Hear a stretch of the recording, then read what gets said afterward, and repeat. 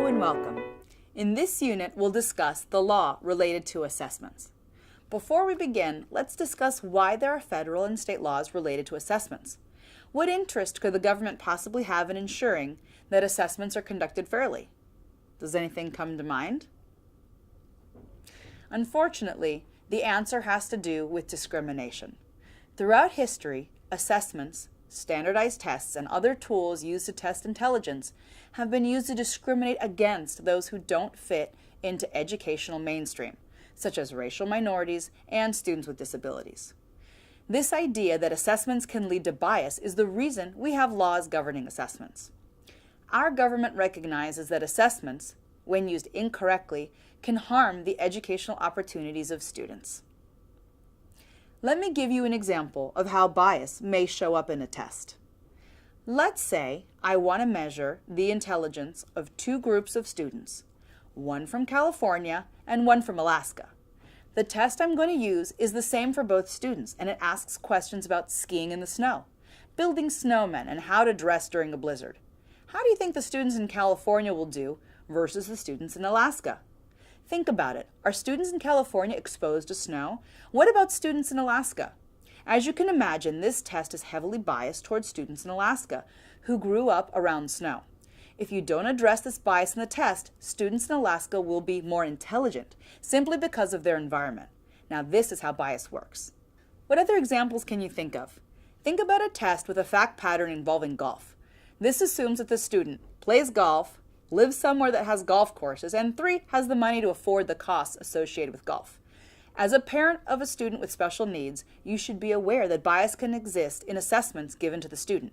Although it might not be as obvious as what we just discussed, it's very important for you to know the laws regarding assessments. Laws give us some of the basic standards that assessment must follow, so that when our children are tested, they have a fair shot at being tested accurately and to the best of their abilities. Let's talk about the laws related to assessments now.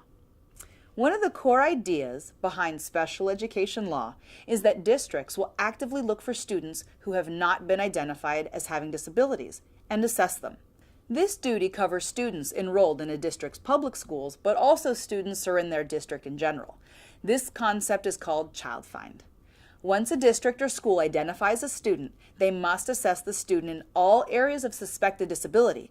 This means that a district or school must try to get the best possible picture of what disability or disabilities a child has. For example, if a child has a speech problem, the school shouldn't just look at speech, but they should also look at whether their speech disability is connected to auditory processing, or maybe language development or function. The school shouldn't just assess one aspect of the disability and assume the student's needs have been addressed. The areas that may be assessed will be unique to your child, but they may include health, vision, including low vision, hearing, self-help, orientation and mobility skills, career and vocational abilities and interests, and others. Once a district or school has performed an assessment, it should be given to you as a written report and should include the basis for the assessment's determinations. For example, an assessment shouldn't just say, Randy is autistic. They should give you the assessments that were used, the results of those assessments, the observations that were made, and any other information. Basically, a report should include the reasoning behind the assessment's analysis. Similarly, assessments must be valid in their findings.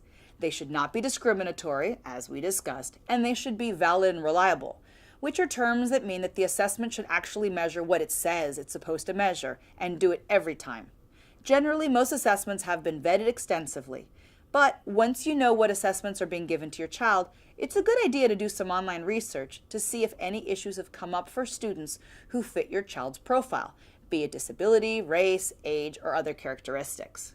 Once your child has been assessed, you will want to periodically revisit the assessment's findings. As we'll discuss later in our IEP chapter, assessments, reevaluations, and the like are vital components of an annual and triennial IEP. However, that doesn't mean that you have to wait for a specific time to request one. Generally, a reevaluation can happen whenever a school or parent believes one's necessary. For example, a new assessment might be needed due to improved academic achievement, or conversely, declining academic achievement. Usually, reevaluations happen no more than once a year. Okay, So now that we know some of the laws related to assessments, let's talk about the people who are conducting the assessment. By law, assessors should be, quote, trained and knowledgeable, or qualified personnel. What does this mean? Many of you are probably thinking that this means a credentialed school psychologist, right?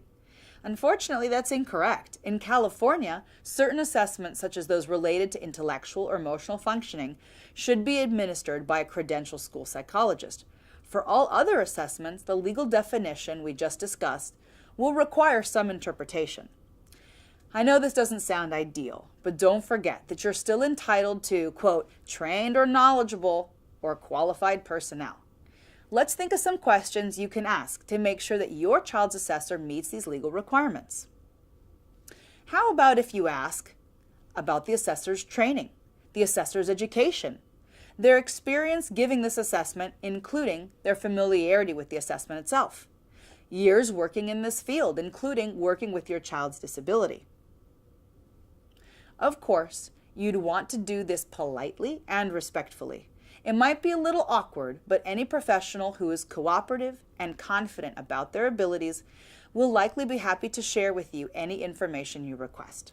I'm not an assessor, but I am an attorney, and if anyone wants to see my law degree, I'll gladly show it to them. Now that we've discussed many of the legal aspects of assessments, let me quickly talk about language access. By law, assessments should be provided in the student's native language or mode of communication, unless it's clearly not feasible to do so.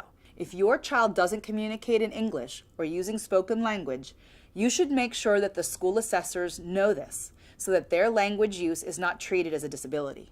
For example, you wouldn't want your child to get speech therapy when they should be getting English instruction, simply because an assessment didn't catch that there was a language barrier. With that, we'll end this unit, and we hope that you understand the law surrounding assessments a little bit better. In the meantime, here are a few resources for you. You can access our toolkit online and read Chapter 7 on assessments for more information. If you're in the Los Angeles area, you can also call us for an intake. If you have a legal question on what we've just discussed, please give us a call. Well, thanks for joining us, and goodbye.